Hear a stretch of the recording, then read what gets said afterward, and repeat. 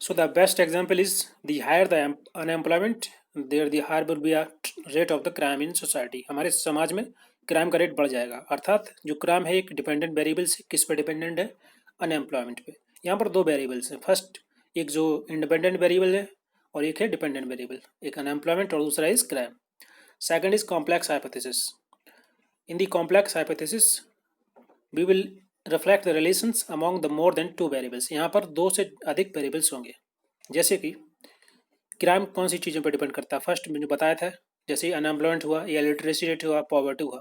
जहाँ पर पॉवर्टी होगी वहाँ पर लिटरेसी रेट ज़्यादा होगा, अनएम्प्लॉयमेंट होगा, और so that will be rate of crime will depend upon all these factors. So here there are the two more than two variables which the crime will depend, like illiteracy rate, poverty, unemployment. So I hope ये clear हो गया होगा.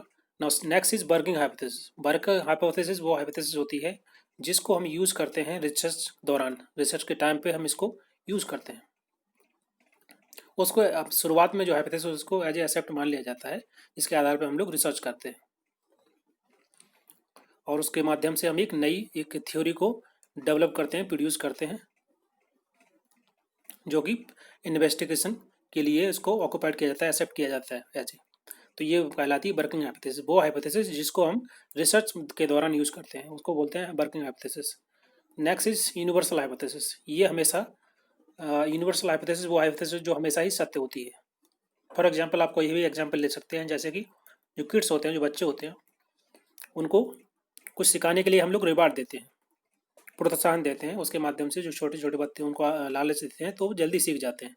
तो ये universal सत्य है, fact है, तो ये से बोलते हैं universal hypothesis. Next is alternative hypothesis. इसको H1 से डिनोट करते हैं। और जब भी आपका जो वर्किंग हाइपोथेसिस होता है, जिस पर आप काम कर रहे हैं, जिसके माध्यम से आप इन्वेस्टिगेशन कर रहे हैं, स्टडी कर रहे हैं, रिसर्च कर रहे हैं, अगर वो रॉन्ग प्रूव हो जाती है, रिजेक्ट हो जाती है, तो उसके बाद हम एक अल्टरनेटिव हाइपोथेसिस होते हैं उसको यूज़ करते हैं नए रिजल्ट को जो नए रिजल्ट जिसको हम खोज रहे हैं उसको जनरेट करने के लिए। इसको हम H1 से डिनोट करते हैं। Next is null hypothesis. Null hypothesis ये कि एयर फिशर के द्वारा दी गई थी। It is prove it wrong in order to confirm that there is a relation between variables. अलग अलग वेरिएबल्स के बीच में रिलेशन है, इस चीज़ को गलत साबित करने के लिए ये नल हाइपोथेसिस का यूज किया जाता है। जैसे कि for example, if you want to find out that there is no relation between the student attendance and the student result student के रिजल्ट में और स्टूडेंट के अटेंडेंस में कोई रिलेशन नहीं है, तो यहाँ पर जो नल हाइपोथेसिस का यूज करेंगे और उसको हम we will try to prove that it is wrong. So it made with the intention, इसको बेसिकली बनाया इसी वजह से जाता है, इसी इंटेंशन के साथ, where the researcher want to disapprove or just reject the nullify the hypothesis. तो यहाँ पर आप एग्जाम्पल ले सकते हैं, जैसे कि या जो स्टूडेंट आर्ट के स्टूडेंट होते हैं या साइंस के स्टूडेंट होते हैं, उनके जो अचीवमेंट होते हैं उनके बीच में कोई डिफरेंस नहीं है, या फिर आप स्टूडेंट के अटेंडेंस या स्टूडेंट के रिजल्ट में आपस में कोई संबंध नहीं है, या जो एम्प्लॉय होते हैं किसी कंपनी में करते हुए उनकी सैलरी के बीच में या एम्प्लॉयज़ की परफॉर्मेंस के बीच में कोई संबंध नहीं है, तो इस प्रकार की जो हाइपोथेसिस होता है उसको हम बोलते हैं null hypothesis. Next is statical hypothesis. Statistical hypothesis में that can be verify statically means using quantitative, जो डिफरेंट टाइप्स की क्वांटिटेटिव टेक्निक्स होते हैं उसके माध्यम से हम एक स्टैटिस्टिकल डाटा को जनरेट करते हैं जिसको हम इजीली से वेरीफाई कर पाते हैं, उसको हम बोलते हैं स्टैटिकल हाइपोथेसिस।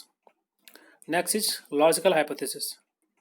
लॉजिकल हाइपोथेसिस वो हाइपोथेसिस होती है जिसको हम लॉजिक एविडेंस के आधार पर लॉजिकली उसको हम वेरीफाई करते हैं। सो द वेरीफाई लॉजिकली, इसका मतलब ये नहीं है कि आप इसको स्टैटिस्टिकली वेरीफाई ना कर पाएँ। इसको आप स्टैटिस्टिकली वेरीफाई कर भी सकते हैं, नहीं भी कर सकते हैं, बट ये श्योर है कि आप इसको लॉजिकली वेरीफाई जरूर कर पाएंगे इस प्रकार के रिसर्च को, तो उसको बोलते हैं लॉजिकल हाइपोथेसिस। तो ये थे डिफरेंट टाइप के hypothesis. So there are the different source of hypothesis. यहाँ पर हम देखेंगे कि हाइपोथेसिस के सोर्स क्या क्या होते हैं, कैसे आप हाइपोथेसिस बनाते हैं। जैसे कि डिफरेंट टाइप के सोर्सेस होते हैं, जैसे कोई इंसिडेंट है या कोई पर्सनल एक्सपीरियंस है आपका, कोई रिएक्शंस या सोशियो कल्चर एनवायरनमेंट्स को देखकर आप हाइपोथेसिस बनाते हैं, या कोई एजम्पशन है या एक्सेप्शन है कोई साइंस में, थ्योरी में, तो उस प्रकार से यहाँ पर गुडे और हॉट के द्वारा कुछ दिए गए डिफरेंट टाइप के सोर्स यहाँ पर आप पढ़ सकते हैं, इतना इंपॉर्टेंट नहीं है। जैसे कि पर्सनल सोर्स होता है, आप ही कुछ समाज में जाकर वहाँ देखते हैं, जैसे कुछ बिहेवियर चेंज हो रहा है या ट्रेडिशनल कुछ चेंज हो रहा है वहाँ पर, तो उसको आप थिंक करके सोच करके भी एक वो भी हेल्पफुल होता है आपको हाइपोथेसिस बनाने में। या कोई एक्सटर्नल सोर्सेस होता है, जैसे सोसाइटी हुआ, कल्चर हुआ, बिलीफ्स हुआ, customs, folk, source of hypothesis, ये सभी सोर्स ऑफ हाइपोथेसिस होते हैं। जैसे कि हम बात करें यहाँ पर सोशियो कल्चर में, कास्ट सिस्टम हमारे इंडिया में है, जॉइंट फैमिली, ब्लेज स्ट्रक्चर, ये सभी मुख्य रूप से सोर्स बन जाते हैं आपके हाइपोथेसिस के, उससे आप निर्माण कर सकते हैं हाइपोथेसिस। और उसके अलावा साइंटिफिक थ्योरी में हम बात करते हैं, यहाँ से भी आप हाइपोथेसिस बना सकते हैं अगर आप साइंटिफिक स्टडी कर रहे हैं, क्योंकि डिफरेंट थ्योरी में अलग अलग ओपिनियन होते हैं साइंटिस्ट के या जो रिसर्चर होते हैं, तो वहाँ से उसके माध्यम से आप रिसर्च ये जो एक हाइपोथेसिस डेवलप कर सकते हैं। एनालॉजीज के माध्यम से भी आप कर सकते हैं, डिफरेंट सिचुएशंस में डिफरेंट डिफरेंट हेट्रोजेनिटी या सिमिलरिटी जो थॉट्स होते हैं या डिफरेंट टाइप के क्वेश्चन एराइज होते हैं माइंड में, तो वहाँ से भी आप हाइपोथेसिस बना सकते हैं। ये सोर्स है सभी, इतने इंपॉर्टेंट नहीं है, आप पढ़ सकते हैं एक बार। बट यहाँ पे most important hypothesis in research, इसका महत्व क्या है हाइपोथेसिस का रिसर्च में, ये ज़्यादा इंपॉर्टेंट है। इसको आप यहाँ से देख सकते हैं, that deleting the scope of the study, study की जो हमारी स्टडी कर रहे हैं जिस टॉपिक के बारे में, जिस किसी फिनोमेना के बारे में, तो उसका जो स्कोप होता है उसको डिलिमिट करते हैं, मतलब फिक्स करते हैं उसकी बाउंड्री कि आपको इसी एरिया में, इसी अंडर, इसी सर्कमफ्रेंस में आपको स्टडी करना है, इसके बाहर नहीं जाना है, सो दैट आपका समय बचे, आपका रिसोर्स बचे, आपका टाइम बचे। And it direct the research, आपके रिसर्च को एक डायरेक्शन प्रोवाइड कर देता है कि आप किस डायरेक्शन में जाना है, किस पर्टिकुलर फिनोमेना पे आपको स्टडी करनी है, कौन कौन से वेरिएबल्स आपको कंसिडर करना है। Next is it is helpful in the controlling the research, obvious है ये आपको डायरेक्शन प्रोवाइड कराती है, तो आपको एक कंट्रोल भी करती है आपकी रिसर्च को। That it is helpful in the drawing the conclusion, और जब आप हाइपोथेसिस का यूज़ करेंगे रिसर्च में, तो आप एक कंक्लूजन की तरफ जाएंगे और एक आपका कंक्लूजन डेवलप होगा लास्ट में। Then it is also helpful in the theory building, theory build करने के लिए यूज़ करते हैं। साथ ही ये इसका इंपॉर्टेंस है कि आप इससे एक सूटेबल डायरेक्शंस मिलती है आपकी रिसर्च को, आपकी स्टडी को, और इससे आप रेलेवेंट डेटा भी कलेक्ट कर पाते हैं इसके माध्यम से। तो ये कुछ इम्पोर्टेंस थे हाइपोथेसिस के इन रिसर्च में। और कुछ लिमिटेशंस भी होती हैं हाइपोथेसिस की, जैसे कि perfect confidence in in hypothesis, जब आप हाइपोथेसिस बना लेते हैं रिसर्च में, तो आपको काफ़ी कॉन्फिडेंस हो जाता है आपके उसके बारे में, जस्ट बिकॉज आपने ऑलरेडी पहले से एक एजम्पशंस या प्रिडिक्शन कर लिया है कि आपको इस पर ही वर्क करना है। तो ये एक बायसनेस भी आ जाती है आपकी थ्योरी में जो डेवलप करते हैं आप, तो इसमें परफेक्ट ज़्यादा कॉन्फिडेंस भी आ जाता है। और limited nature of the data collection, और जब आप हाइपोथेसिस क्रिएट कर लें तो आपका जो एरिया होता है स्टडी ऑफ एरिया वो भी लिमिटेड हो जाता है, तो आप डेटा कलेक्ट लिमिटेड ही कर पाते हैं। और ऑब्वियस है कि जब आपको परफेक्ट कॉन्फिडेंस होगा आपका, तो आप उसमें बायसनेस भी आ जाती है, आपकी पर्सनल इंडिविजुअल बायसनेस भी आ जाती है। तो ये कुछ लिमिटेशंस थी हाइपोथेसिस की, तो ये हमने अभी डिस्कस किया हाइपोथेसिस के बारे में। इसमें जो मोस्ट इंपॉर्टेंट चीज़ है, इसमें आप यहाँ से पढ़ सकते हैं केवल डिफरेंट टाइप्स ऑफ हाइपोथेसिस, वो ज़्यादा इंपॉर्टेंट है, और जो उसके इंपॉर्टेंस थे वो ही ज़्यादा इंपॉर्टेंट है। जैसे कि ये logical, statistical, null hypothesis, alternative hypothesis, universal working hypothesis, complex and the simple hypothesis. जो एग्जाम में क्वेश्चन आएंगे इसी से आएंगे कि इसमें से उसमें स्टेटमेंट दिया होगा, बताना होगा कौन से टाइप का हाइपोथेसिस है, सिंपल है या कॉम्प्लेक्स या वर्किंग है, तो इस टाइप का क्वेश्चन आ जाएगा।